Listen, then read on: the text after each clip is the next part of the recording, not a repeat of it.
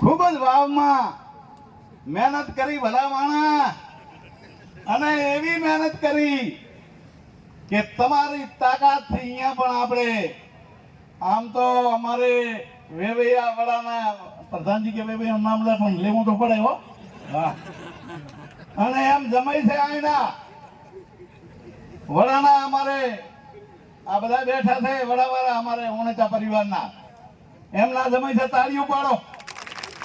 અને હાથે હાથે કેટલા કિસ્મત વાળા કે લગભગ 6 મહિના થયા અને એમાં મંત્રી મંડળ વાળું એટલે અમે ઘણા બેઠા હતા રાસુઈ. પણ આ તો ભલા માણસ કિસ્મત ના છે.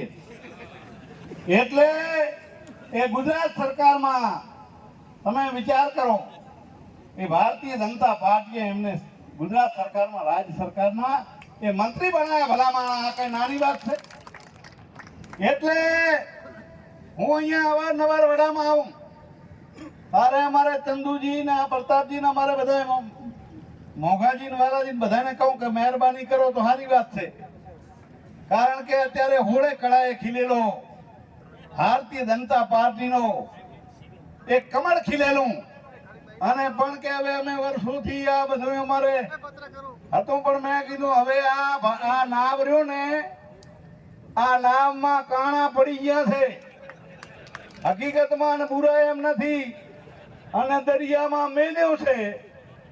એટલે નામમાં જે જાય એ બધા બુડવાના. હકીકતમાં જુઓ તમે આ, અરે ભલા માણસ તમે વિચાર કરો, આ ગુજરાતના આપણા પનોતા પુત્ર અને જેણે વિશ્વમાં ડંકો લગાડ્યો એ મોદી સાહેબ અહીંના ગુજરાતના પનોતા પુત્ર.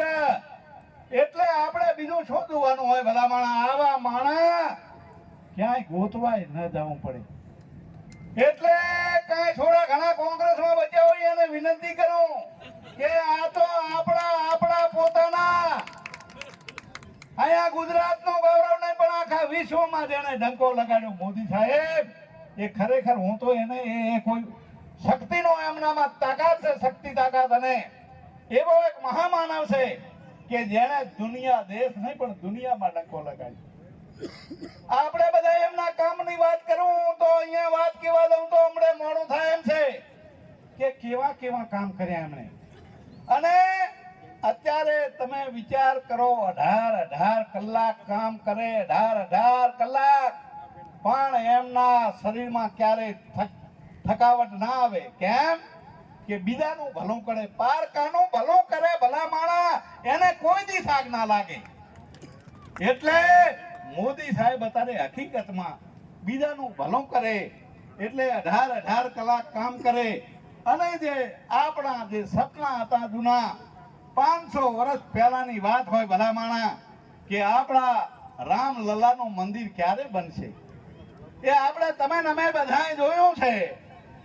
એ 500 વર્ષની વાત એ મોદી સાહેબે પૂરી કરી. ભલા માણસ તાળીઓ પાડો. કાશ્મીરમાં 370 કલામ